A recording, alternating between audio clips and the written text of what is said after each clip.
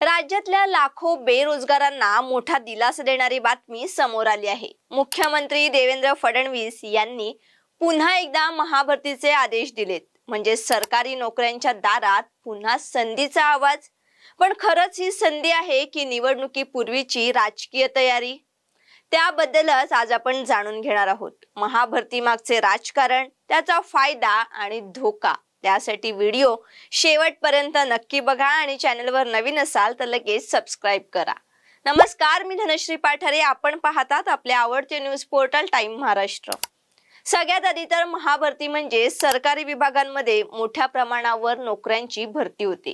राज्य सरकारकडून शिक्षण, पोलीस, महसूल, आरोग्य, ग्रामविकास अशा विविध विभागांमध्ये हजारो पदांवर भरती होणार आहे। 2018 साली याच नावाने एक मोठी भरती करण्यात आली होती। त्यावेळी बेरोजगार तरुणांनी मोठ्या आशा बांधल्या होत्या, पण भरती प्रक्रिया पारदर्शक राहिली नाही, वेळेत निकाल लागले नाहीत आणि अनेक प्रकरणे न्यायालयात गेली।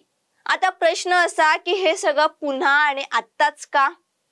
फडणवीसांनी आदेश दिलेत, पण यावेळी संदर्भ आहे पावसाळी अधिवेशन, निवडणुकांची चाहूल आणि युवांचा वाढता रोष।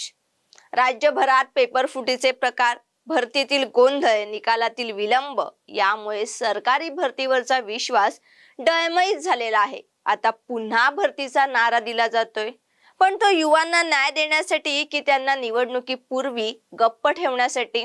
ही भरती एवढी व्यापक असणार आहे की तब्बल 75,000 ते 1,00,000 पद भरण्याचा अंदाज व्यक्त केला जातोय। यात शिक्षक, पोलीस, तलाठी, आरोग्य सेवक, लिपिक अशा विविध श्रेणींचा समावेश असणार आहे।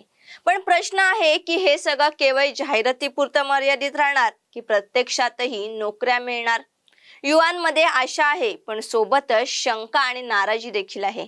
महाभरती ही योजना एकीकडे सरकारसाठी चांगली संधी असू शकते, कारण ती जनतेला सोबत घेऊन जाण्याचे साधन ठरू शकते, पण दुसरीकडे ही एक राजकीय चाल देखील असू शकते। 2019च्या निवडणुकीत देखील भरतीचे आश्वासन देण्यात आले होते, पण त्यानंतर काय झाले? म्हणूनच यावेळी युवा पिढी अधिकच सजग आहे, केवळ जाहिरातींवर नाही तर कृतीवर विश्वास ठेवते। एकही भरती परीक्षा वेळेवर आणि पारदर्शकपणे पार पडली नाही हा युवांचा अनुभव आहे। फडणवीस यांच्या या निर्णयाने एक नवा उत्साह तयार झालेला आहे, पण त्याच वेळी सरकारवर जबाबदारीही वाढली आहे। भरतीसाठीचे नियम, परीक्षा पद्धती, तक्रार निवारण हे सगळं पारदर्शक आणि वेळेवर असावं हीच युवकांची मागणी आहे। महाभरतीमुळे फक्त पोस्टर झळकणार की प्रत्यक्षात पालट घडणार? ही वेळ आहे शब्दांची नाही तर कृतीची। यावर तुमचं मत काय? फडणवीसांची महाभरती ही राजकीय स्टंट आहे की खरी संधी?